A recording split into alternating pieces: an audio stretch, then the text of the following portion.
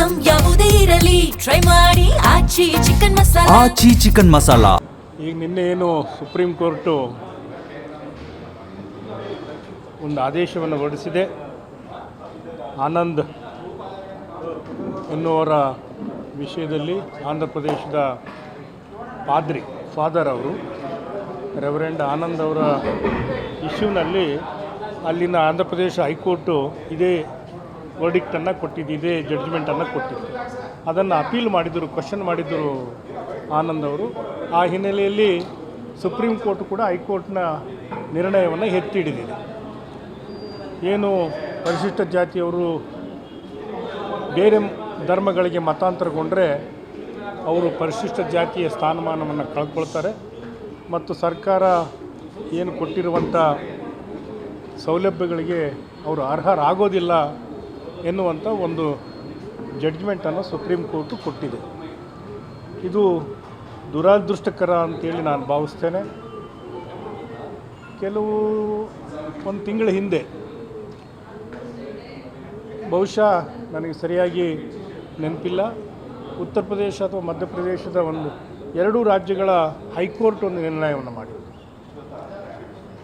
ಪರಿಶಿಷ್ಟ ಜಾತಿಗೆ ಸೇರಿದಂಥ, ಪರಿಶಿಷ್ಟ ಪಂಗಡಕ್ಕೆ ಸೇರಿದಂಥ ಯಾರೇ ವ್ಯಕ್ತಿಗಳು ಮತಾಂತರಗೊಂಡರೆ ಅವರ ಜಾತಿ ಬದಲಾವಣೆ ಆಗೋದಿಲ್ಲ, ಧರ್ಮ ಬದಲಾವಣೆ ಆಗ್ಬೋದು, ಜಾತಿ ಬದಲಾವಣೆ ಆಗೋದಿಲ್ಲ ಎನ್ನುವಂಥ ಒಂದು ನಿರ್ಣಯವನ್ನು ಆ ಹೈಕೋರ್ಟು ಕೊಟ್ಟಿತ್ತು.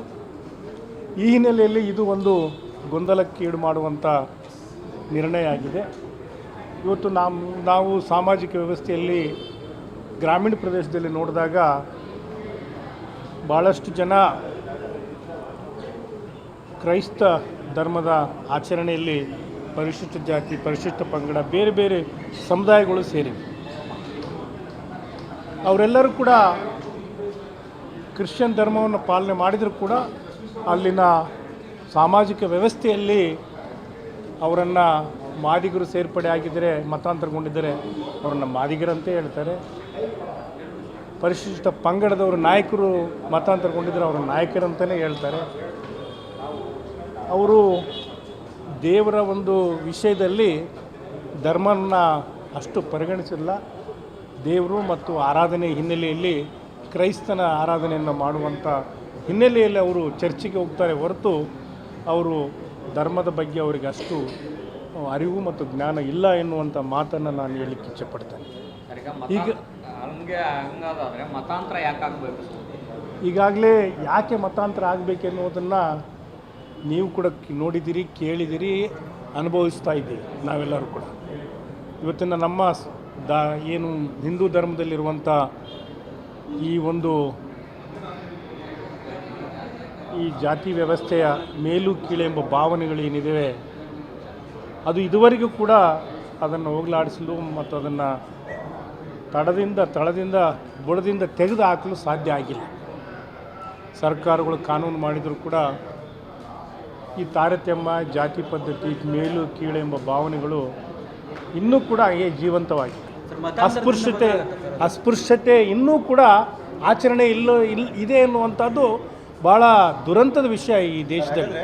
ಮತಾಂತರದಿಂದ ಬದಲಾವಣೆ ಆಗಿದ್ರೆ ಸರ್, ಮತಾಂತರದಿಂದ ಅವರ ಬದುಕಿಗೆ ಒಂದು ಸ್ವಾಭಿಮಾನದ ಒಂದು ಗುರುತು ಸಿಗಲಿಕ್ಕೆ ಸಾಧ್ಯತೆ ಇದೆ ಎನ್ನುವಂಥ ಮಾತನ್ನು ಆ ಹಿನ್ನೆಲೆಯಲ್ಲಿ ಅವರು ಮತಾಂತರಗೊಂಡಿದ್ದರು. ವೈಯಕ್ತಿಕವಾಗಿ ನಾನು ಮತಾಂತರಗೊಂಡ್ರೆ ಅವ್ರ ಜಾತಿ ಹೋಗ್ತದೆ ಅಥವಾ ಅವರಿಗೆ ಸಮಾಜದಲ್ಲಿ ಒಂದು ಗೌರವ ಸಿಗ್ತದೆ ಎನ್ನುವಂಥ ಮಾತನ್ನು ನಾನು ವೈಯಕ್ತಿಕವಾಗಿ ಒಪ್ಪೋದಿಲ್ಲ.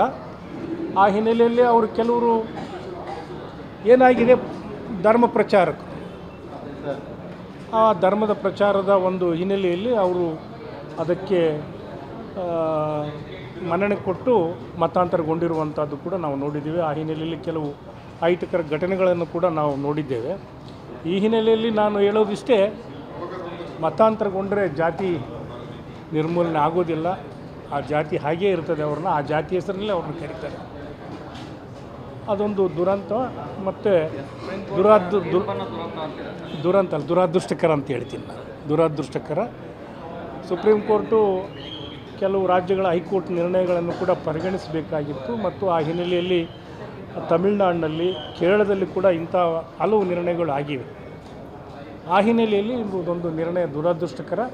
ಬಟ್ ನ್ಯಾಯಾಲಯದ ತೀರ್ಪನ್ನು ನಾವು ಗೌರವಿಸಬೇಕು, ಮನ್ನಿಸಬೇಕು. ಆ ಹಿನ್ನೆಲೆಯಲ್ಲಿ ಏನೇ ತೊಂದರೆ ಆದರೂ ಕೂಡ ನಮ್ಮ ಪರಿಶಿಷ್ಟ ಜಾತಿ, ಪರಿಶಿಷ್ಟ ಪಂಗಡದ ಮುಖಂಡರು ಧಾರ್ಮಿಕ ಹಿನ್ನೆಲೆಯಲ್ಲಿ ತಾವು ಇದನ್ನು ಪರಾಮರ್ಶೆ ಮಾಡಿಕೊಳ್ಬೇಕು ಮತ್ತು ವಿಮರ್ಶೆ ಮಾಡಿಕೊಳ್ಬೇಕು.